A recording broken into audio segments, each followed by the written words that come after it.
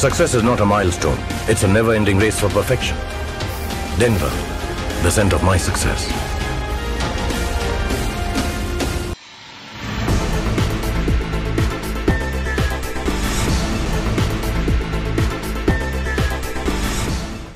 नमस्कार, मैं वैष्णवी, आप देख रहे हैं प्लस न्यूज। आइए नजर डालते हैं आज की हेडलाइंस पर।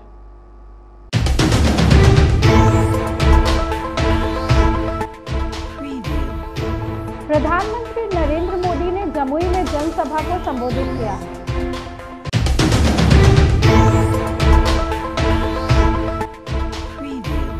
उप मुख्यमंत्री सम्राट चौधरी ने एनडीए की जीत का दावा किया।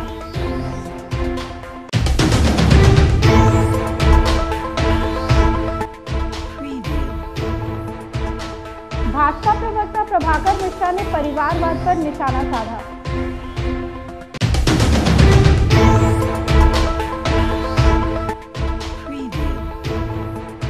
रविशंकर प्रसाद ने प्रधानमंत्री का स्वागत किया।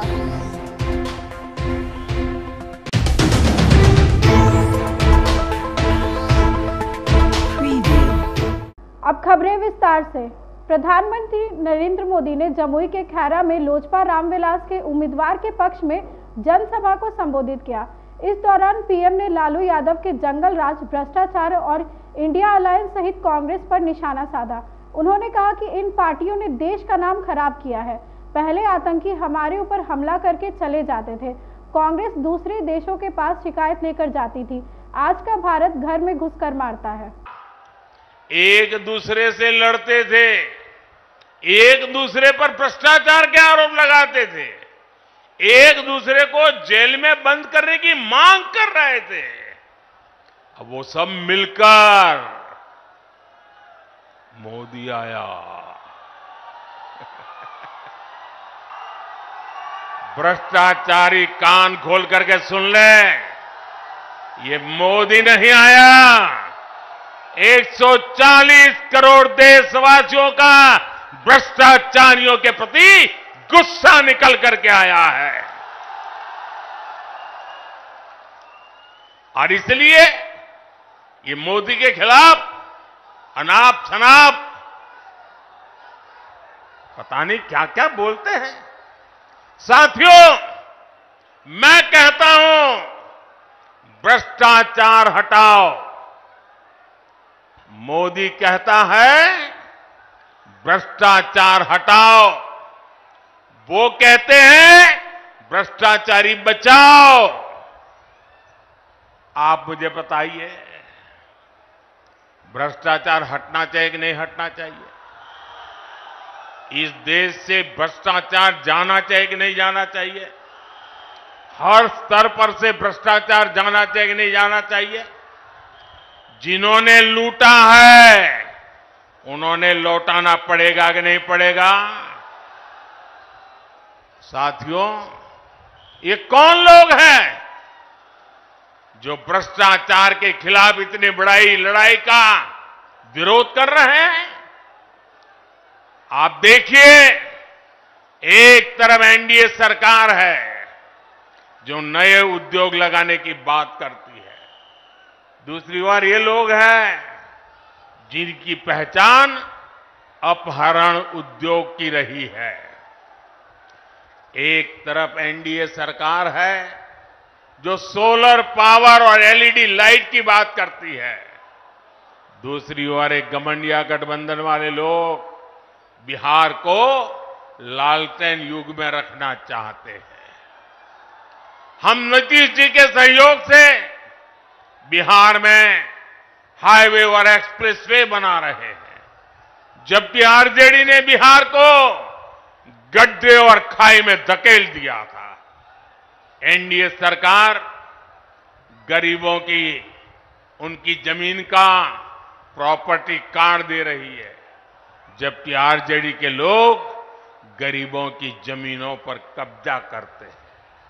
हम महिलाओं को सुरक्षा की गारंटी देते हैं, बेटियों को नए अवसर देते हैं, जबकि आरजेडी के लोग जंगल राज में बेटियों को सड़कों से उठा लिया जाता था। साथियों, हमारी सरकार में राम मंदिर का 500 वर्ष पुराना सपना पूरा हुआ।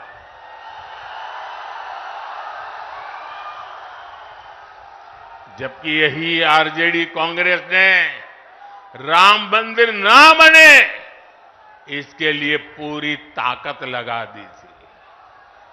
आज भी ये लोग राम मंदिर का उपहास उड़ाते हैं, अपमान करते हैं। लोकसभा चुनाव के प्रचार प्रसार के लिए प्रधानमंत्री मोदी जमुई पहुंचे। प्रधानमंत्री का स्वागत करने उप मुख्यमंत्री सम्राट चौधरी एयरपोर्ट गए। इस दौरान उन्होंने कहा कि प्रधानमंत्री मोदी के नेतृत्व में बिहार में 40 के 40 सीटों पर एनडीए गठबंधन चुनाव जीतेगी। आदरणीय प्रधानमंत्री नरेंद्र मोदी जी बिहार की 40 सीट पर चुनाव लड़ रहे हैं और 40 सीट पर मोदी जी के नेतृत्व में चुनाव हो रहा है। इसलिए आज प्रथम दौरा है, हम उनका स्वागत भी करते हैं बिहार की धरती पर और बिहार आए और बिहार की जनता इस बार मन बना चुकी है 40 की 40 सीट देने का।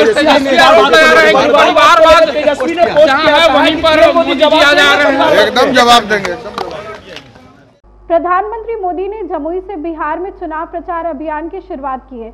इस दौरान पीएम ने बिहार में परिवारवाद को लेकर निशाना साधा। इस पर भाजपा प्रवक्ता प्रभाकर मिश्रा ने अपना बयान दिया। उन्होंने कहा कि प्रधानमंत्री ने परिवारवाद की अच्छी व्याख्या की है। परिवारवाद का मतलब होता है कि किसी पार्टी के सभी फैसले एक ही परिवार के द्वारा लिए जाए। पार्टी के सभी प्रमुख पद किसी एक ही परिवार के हाथ में होना परिवारवाद है।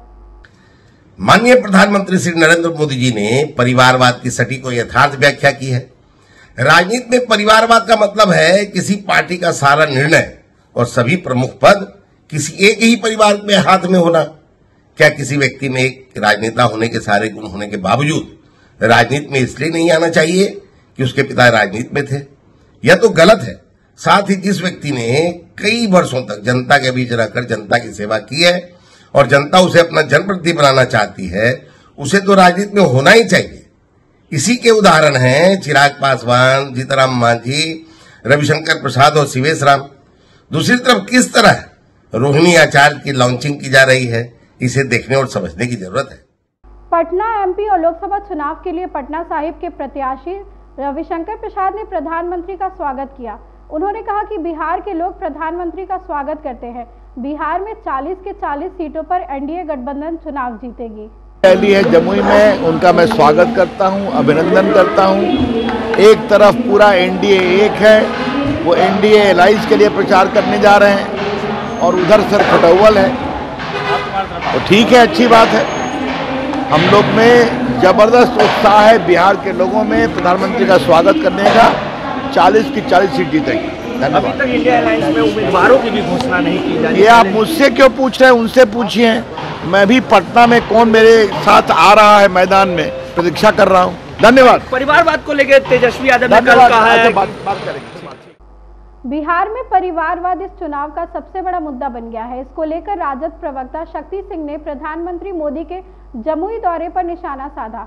उन्होंने कहा कि प्रधानमंत्री चुनाव प्रचार की अभियान की शुरुआत परिवारवाद वाली सीट जमुई से कर रहे हैं, तो कैसे परिवारवाद पर हमला बोल सकते हैं। बता दें कि जमुई के वर्तमान सांसद रामविलास पासवान के बेटे चिराग पासवान है। अब इस सीट से चिराग के बाद रामविलास पासवान के दामाद को मैदान में उतारा जाएगा। दिया गया है अपने जीजा को, साले ने जीजा को दिया है वो सीट, तो वहां प्रधानमंत्री जी परिवारवाद की चर्चा करेंगे कि नहीं करेंगे। और दूसरी सबसे बड़ी बात है कि उनके पूरे गठबंधन में एक पूरी जमात ही जो है वो पिता पुत्र वाली है, समधिन वाली है, और उनके खुद के पार्टी में पिता, माता और पुत्र तक को मंत्री उप मुख्यमंत्री बनाए हुए हैं। तो सब पर अपना जरा दृष्टिकोण स्पष्ट करिएगा, क्योंकि पहली शुरुआत आपकी पहली बोहनी बिहार में होने जा रहा है। बिहार के लोग जानना चाहते हैं कि प्रधानमंत्री जी परिवारवाद पर कितना बात करेंगे। सारे कैबिनेट में परिवारवादी भरे हुए हैं, प्रहार करते हैं कहीं अलग। बिहार है, माफ करिएगा, बिहार की जनता आपको इस बार इतनी कड़ी जवाब देगा जिसकी कल्पना आपने नहीं की होगी। 10 वर्षों में देश को जिस तरह तंग और तबाह किया है, चाहे वो नौजवान हो, किसान हो या आवाम हो, सबने आपके कहर का सामना किया है। और जो मन में जहर है जनता का भाजपा के खिलाफ, उसका मुंह तोड़ जवाब वोट के रूप में मिलेगा। भागलपुर लोकसभा से कांग्रेस प्रत्याशी अजीत शर्मा ने नामांकन दाखिल किया।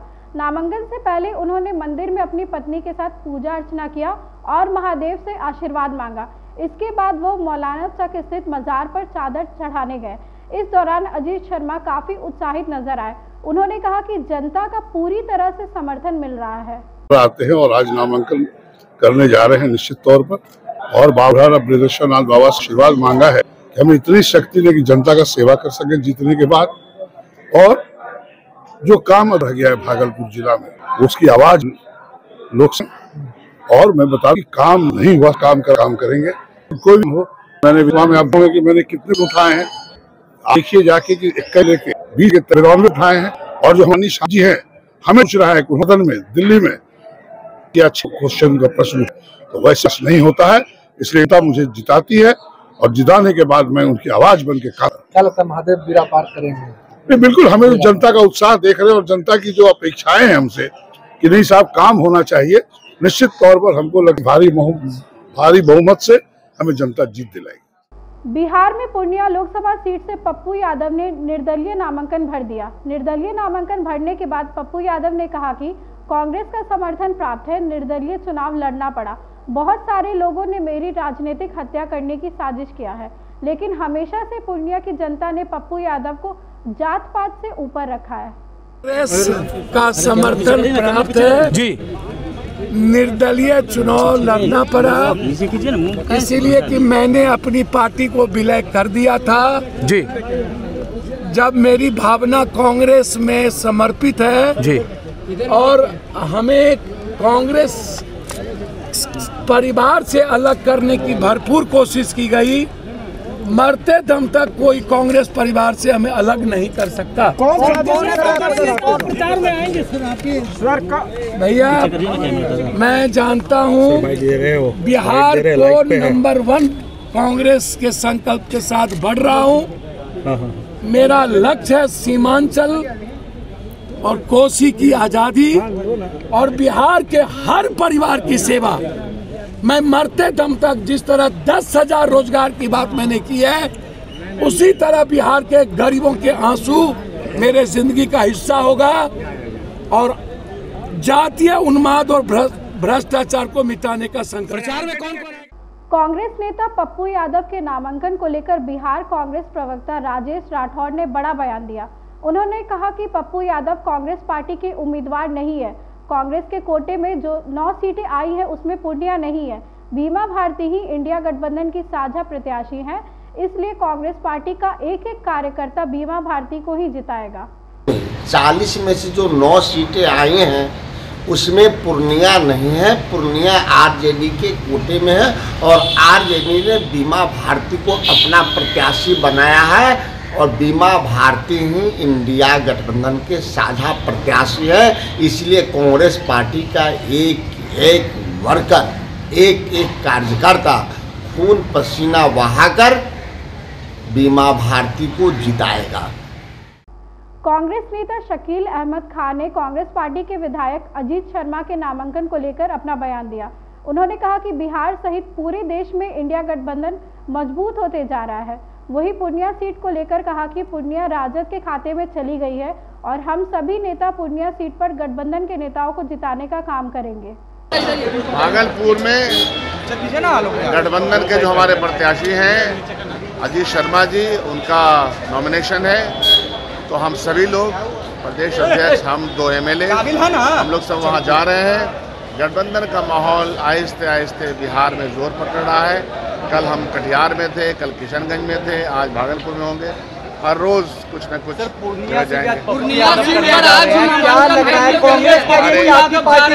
हमारे गठबंधन के पूर्णिया के गठबंधन का सीट जो तय हुआ है, तो जो गठबंधन का धर्म है वही निभाना है। पप्पू यादव आपके कैंडिडेट नहीं है कांग्रेस के? जाहिर सी बात है कि मैंने क्या गठबंधन ने अपने कैंडिडेट्स तय कर दिए हैं। जो गठबंधन अपने कैंडिडेट्स तय कर देते हैं उनके साथ ही गठबंधन के लोगों को रहना होगा। बिहार कांग्रेस के प्रदेश अध्यक्ष अखिलेश प्रसाद सिंह भागलपुर पहुंचे। उन्होंने कहा कि अजीत शर्मा महागठबंधन के उम्मीदवार है। इस बार भाजपा का सफाया होने वाला है। बीजेपी वाले मुंगेरी लाल के हसीन सपने देख रहे हैं।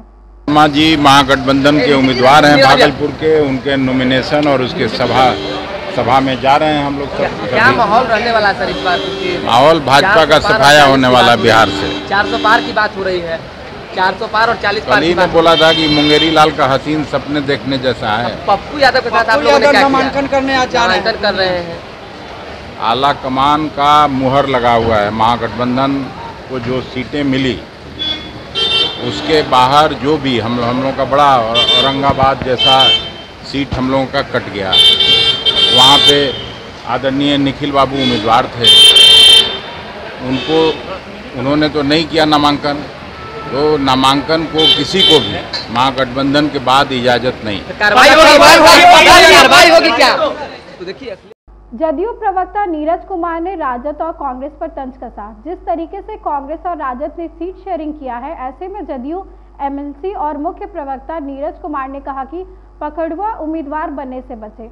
कुर्ता पैजामा पहनकर पटना साहिब, मुजफ्फरपुर, महराजगंज, समस्तीपुर, सासाराम और पश्चिमी चंपारण के क्षेत्र में ना जाए, नहीं तो कांग्रेस का उम्मीदवार बना दिए जाएंगे।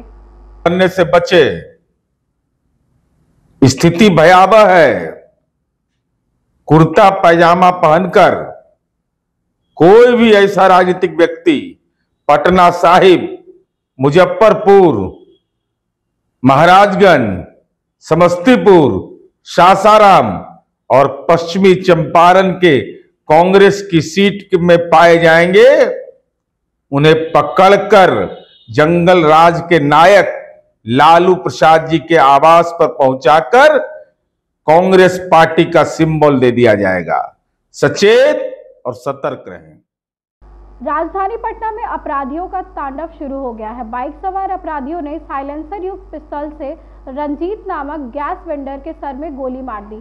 घटना कंकड़बाग कॉलोनी के LIG पार्क के पास की है। वेंडर के सर में 2 गोलियां लगी, जिससे घटनास्थल पर ही उसकी मौत हो गई। गोली चलने और हत्या की खबर मिलते ही स्थानीय लोगों में हड़कंप मच गया। फिलहाल पुलिस द्वारा CCTV कैमरों में अपराधियों को चिन्हित करने का प्रयास शुरू कर दिया गया है। अभी जो है कंकड़बाग थाना में जो है सुबह 10 साढ़े 10 बजे के करीब जो है सूचना मिली कि एक व्यक्ति की गोली मार के हत्या कर दी गई है। पुलिस की पूरी टीम यहाँ पर मौजूद है। हम यहीं पर घटनास्थल पर मौजूद है। परिवार वालों से जो है बात की जा रही है कि उनको किस पर आशंका है या नहीं है। साथ ही में CCTV फुटेज भी देखा जा रहा है, जिसमें अभी तक 2 बाइक सवार व्यक्तियों के द्वारा जो है हत्या कर देने का अभी तक मामला जो है सामने आया है। क्या कारण रहा है नहीं रहा है, ये अनुसंधान का विषय रहेगा। साथ ही परिवार वालों को अगर किसी पर संदेह है या नहीं है, उसमें भी जो है पूछताछ की जा रही है। आज की खबरों में बस इतना ही। आगे की खबरों के लिए देखते रहे प्लस न्यूज़। मुझे दीजिए इजाजत। नमस्कार।